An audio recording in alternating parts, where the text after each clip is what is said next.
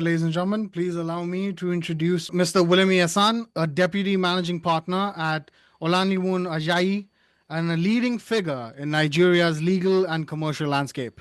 He is widely recognized for his expertise in complex corporate and commercial transactions, particularly within the energy, infrastructure, and finance sectors. A senior legal advocate for Nigeria, he has advised numerous high-level mergers and acquisitions, project financing, and large-scale infrastructure developments. His experience spans the full life cycle of major assets, including privatization, acquisition, financing, and even operational phases. In addition to his transactional practice, Mr. Wolemi is highly recognized for his work in dispute resolution, with significant experience in arbitration and complex commercial disputes. His combined strength is both advisory and contentious matters, positions him as a trusted counsel on sophisticated and high-stakes mandates. He is consistently ranked by leading international legal directories, including Chambers Global, which recognizes him as a standout lawyer with a strong reputation in the market. Today, Mr. Wolemi is going to be represented by Temilola Adetona. So, Mr. Temilola, please, the floor is yours. Thank you very much. Good morning, everyone. My name is Temilola Adetona. Thank you for the introduction of myself and of my principal, Wolemi Esan. I am a member of the Energy and Projects team here at Olaniwun Ajayi LP, and it is my great privilege and honor today to present this paper on behalf of the Deputy Managing Partner, who regrettably cannot be here because he is currently caught up in court proceedings. The paper that we intend to present today is titled Designing Resilient Electricity Markets, Law, Institutions, and the Nuances of Decentralization. And we selected this topic as a nod to the theme of this year's Energies 3.0 conference, which, as one of its key themes, considers the theme of resilience, right? And the paper asks a very simple question. It asks how and what does it actually take to build an electricity market that works, right, and keeps working even under pressure, different kinds of pressure that may arise from time to time. And that is the question that we're trying to resolve today. How do we ensure that the electricity market that we build in this era of decentralization is indeed and in truth resilient? So just to give a brief outline of what we'll be discussing in the next few minutes, which is a tall order, but we will move fairly quickly through 5 sections this morning. First, an introduction that just sets the scene. Then second, a brief overview of certain key conceptual components of this presentation. We would see if there's time to briefly look at Nigeria's transition pathway, the legal and structural context in particular, and then before we finally move to the key aspect of the presentation, which is a discussion on what it will take to build a resilient, decentralized electricity market in Nigeria. And then we finally conclude. So, having said all this, right, the starting point of this discussion is something that most of the people in this room would understand and recognize. As we could all observe across sub-Saharan Africa, Asia, and Latin America, there has been, in recent times, this decisive shift from this single point centralized monolithic grid system to more decentralized system.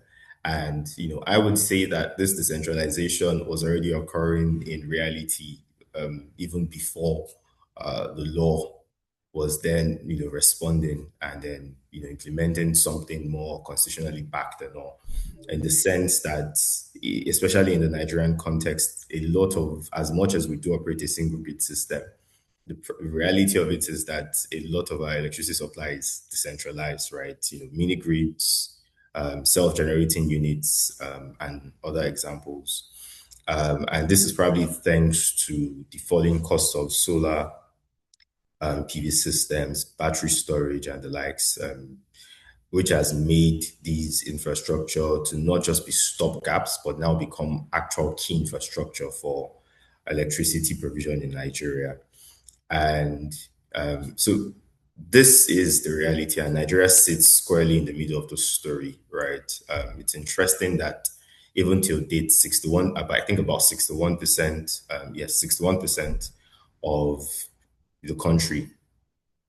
So our electricity access stands at about 61%, right? And even with whatever is available, it's still characterized by severe unreliability. And the government has tried to respond to this in different ways, including by decentralizing the system. And this then brings us to the main issue that we're trying to discuss today.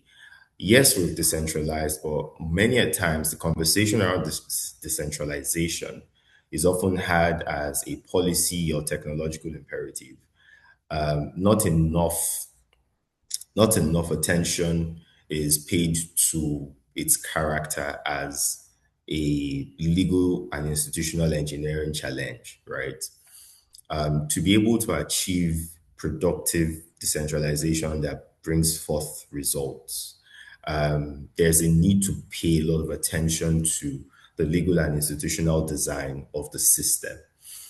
And this is the central thesis of this presentation, that to achieve effective decentralization, we need a couple of key factors, such as a careful sequencing of regulatory changes, legally durable institutions, institutional coordination across multiple levels, especially in the federal system, such as Nigeria, as well as practical mechanisms to handle any contractual and commercial disruptions that might evolve from the decentralization process. But before we then go to what I would call the key success factors for our decentralization journey, it's important to briefly ground the conceptual analysis by just looking at what is perhaps the key theme of the presentation, which is resilience. So resilience is, in our view, can be broken down into about three different components, right? When we say resilience, we mean technical resilience, we mean institutional resilience, we mean market resilience. It would have been lovely to be able to touch on each of this, but to better manage the time, it's important to just say technical in the sense of having a reliable grid infrastructure that doesn't keep going on and off. Anyone who lives in Nigeria is very familiar with the stories of our blackouts from time to time, and as well as grid collapses. And so that's what we mean in terms of technical resilience. There's also institutional resilience in the sense of how to ensure that even in a decentralized system, institutions have clear mandates, there are no overlaps, there are well-defined jurisdictional boundaries and proper coordination between the relevant bodies, and also market resilience, finally, in the sense of the ability to absorb economic shocks and adapt to governance challenges that arise over time. So the question is,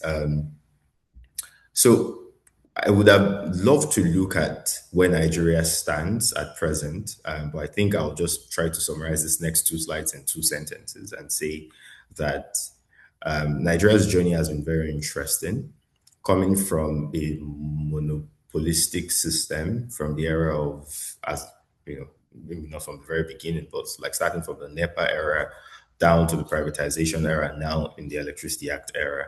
And we've seen that there's different institutions that have arisen out of this, and each of these institutions also have like legacy issues, legacy debt, conflict, etc., that need to be resolved.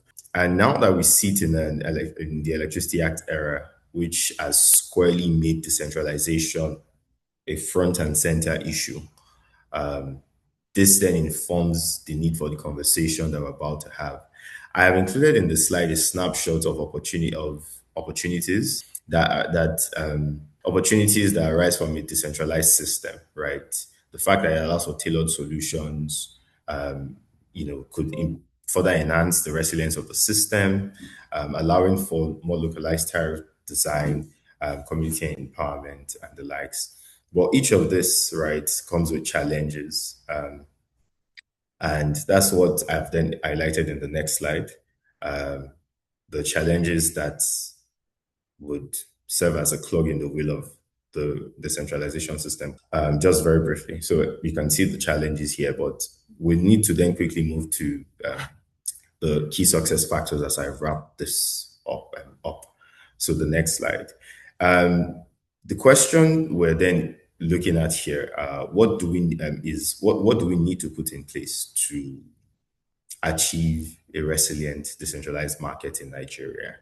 To quickly move through each of them, the first of them would be establishing legally durable institutions. The first pillar of a decentralized system is the institutional design, right?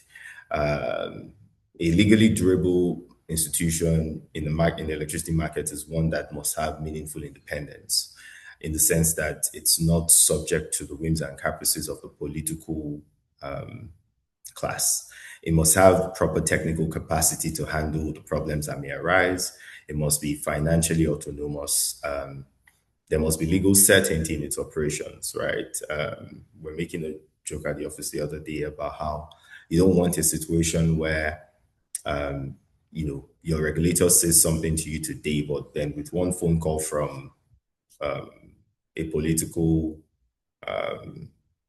power, your deal is unraveled or something like that. You want legal certainty, you want independence, and you want proper coordination. That's key to ensuring that your system is indeed resilient. You also need to ensure an effective management of the different regulators in a decentralized system, where you then have regulators at the federal level and regulators at the state level.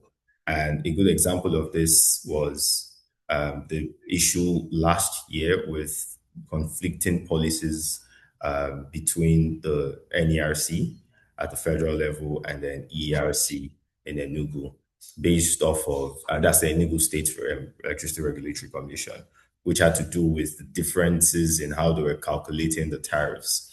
And given that even in a decentralized system, the systems at the federal and state level are still intertwined, that instance properly illustrated the need to ensure that there's coordination across the different tiers of government and regulators.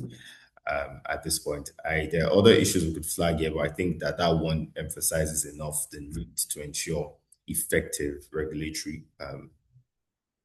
coordination amongst the different tiers. Very quickly, on financial viability, anyone that knows the power sector knows that there is a serious liquidity crisis in the market. And I know as recently as this March 2026, the Tribune places the current debt at about 7 trillion naira, which is a lot of money. And this consistent liquidity crisis will keep causing strained commercial relationships with gas suppliers and other counterparties, declining investor confidence, as it discourages investors from investing in the market, amongst other consequences. And to resolve this, there's a need to ensure that there's continued intervention from both the government and investors. We've seen in recent times the government issuing the bond for the PPSRP. We've also seen the World Bank's DISREP program, amongst others, trying to solve this problem. So yeah, it's important to ensure that even as we come up with these different solutions, we're not just introducing solutions that can help pay off what is currently owed, but we're also trying to introduce solutions that ensure that the underlying economic factors that keep giving rise to this liquidity crisis are completely resolved, so that we're not just resetting the clock every few years, ever so often. Quickly to the next one on private sector participation. Another factor that will be very important in getting the best out of a decentralized system would be increased private sector participation.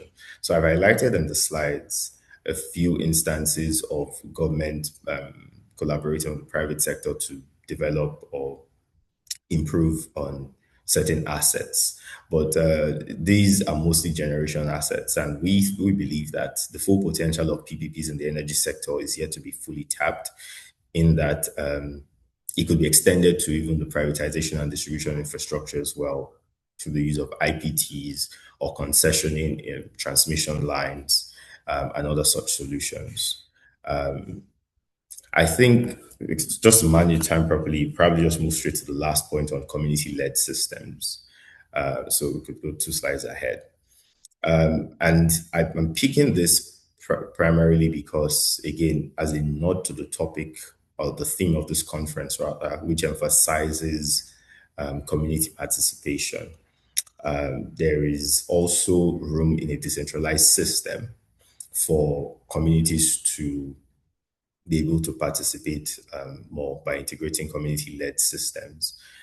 We believe that the recent activities of the government by introducing the mini grid regulations 2026 are a step in the right direction, and that mini grids and all these other community solutions or localized solutions are no longer just niche rural tools, but they've now become a very important and integral part of resolving Nigeria's energy access crisis, energy supply problem.